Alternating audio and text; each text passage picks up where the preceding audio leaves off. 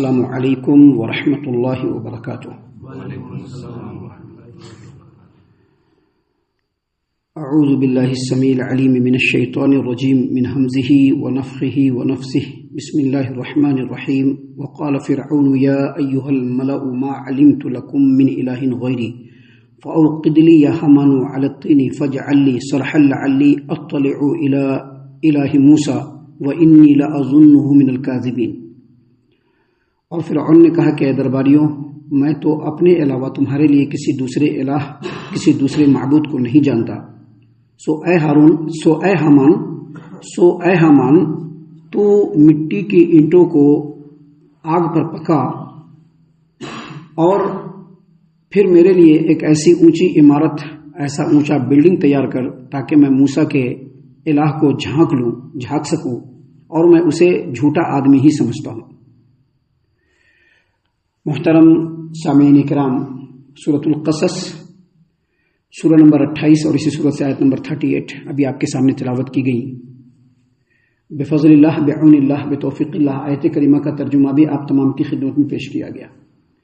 محترم سامعین کرام، کل کے درس میں ہم نے سیدنا موسیٰ علیہ السلام اور فرعون کے واقعے کو بیان کرتے ہوئے کہا تھا کہ جب فرعون کے دربار میں سیدنا موسیٰ علیہ السلام نے اللہ تبارک و تعالیٰ کے وحدانیت کی تبلیغ کی اور توحید و رسالت کو فرعون تک پہنچایا، تو فرعون نے موسیٰ علیہ السلام سے معجزہ مانگا، اور جب معجزہ دکھلایا تو کہا کہ یہ تو بنا بنایا جادو ہے، ایسے جادوگر تو جادو دکھلاتے ہی رہتے ہیں، تو کیا ان سب کو نبی مان لیا جائے؟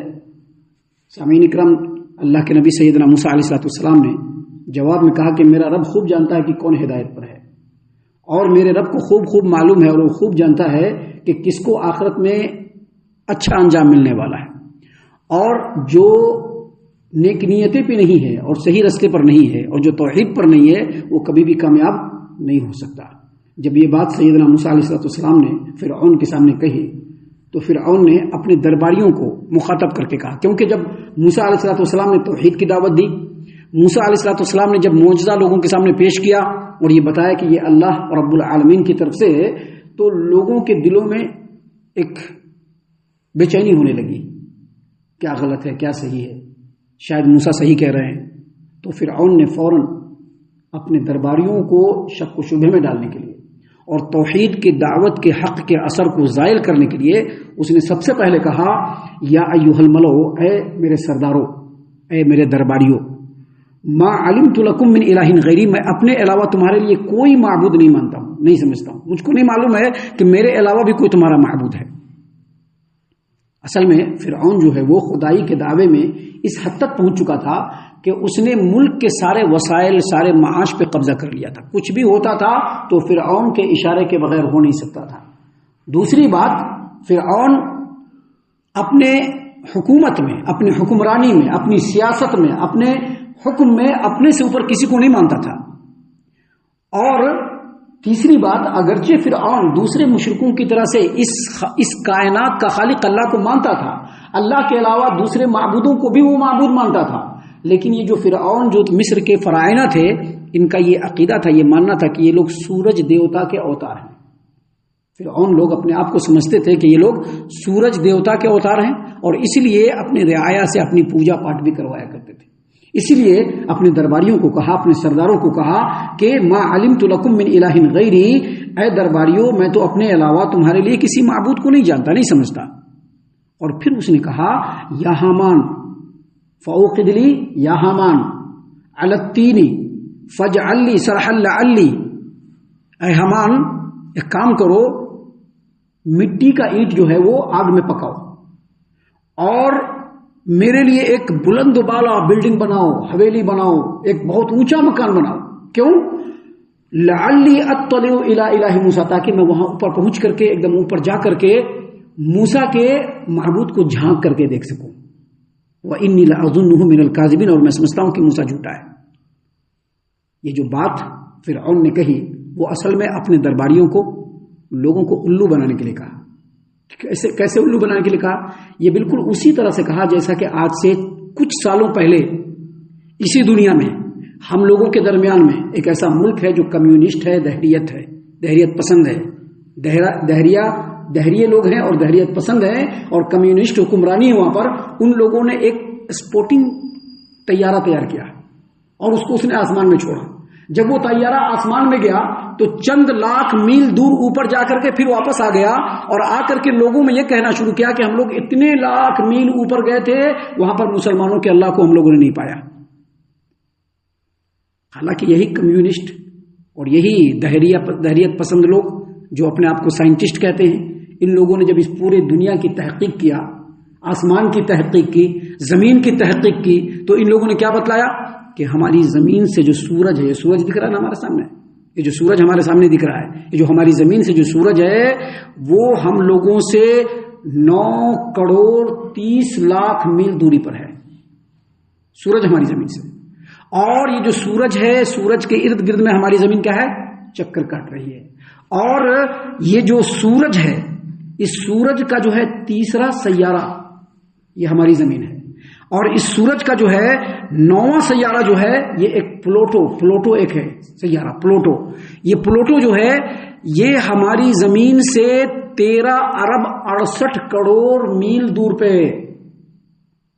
اور پھر انہی لوگوں کی تحقیق کے مطابق، یہ جو سائنٹسٹ لوگ اپنے آپ کو کہتے ہیں، انہی لوگوں کی تحقیق کے مطابق یہ جو ہمارا جو شمسی نظام ہے، اس میں سورج جو ہے ایک سیارہ ہے یا ثابت ہے، اور اس پورے کائنات میں، اس پورے برہمانڈ میں سورج کے جیسے ہزاروں ثوابت اور سیارے ہیں جو ایک دوسروں سے اربوں خربوں میل دوری پر ہیں. سوچئے، جس کو گلیکسی کہتے ہیں لوگ. اور یہ بات بالکل طے ہے، ان لوگوں نے خود کہا ہے کہ یہ بات بالکل طے ہے کہ ہماری زمین سے جو سورج کی دوری ہے وہ 9 کروڑ 30 لاکھ میل دوری پر ہے. اور سورج جب روشن ہوتا ہے، ابھی اندھیرا ہے، ابھی تھوڑی دیر میں سورج روشن ہوگا، تو سورج جو روشن ہوتا ہے تو سورج کی کرنیں سورج سے زمین پر پہنچنے میں 8 منٹ کا ٹائم لگتا ہے. کتنا منٹ کا؟ 8 منٹ کا. گویا سورج جو ہے ہماری زمین سے 8 نوری منٹ کے فاصلے پر ہے.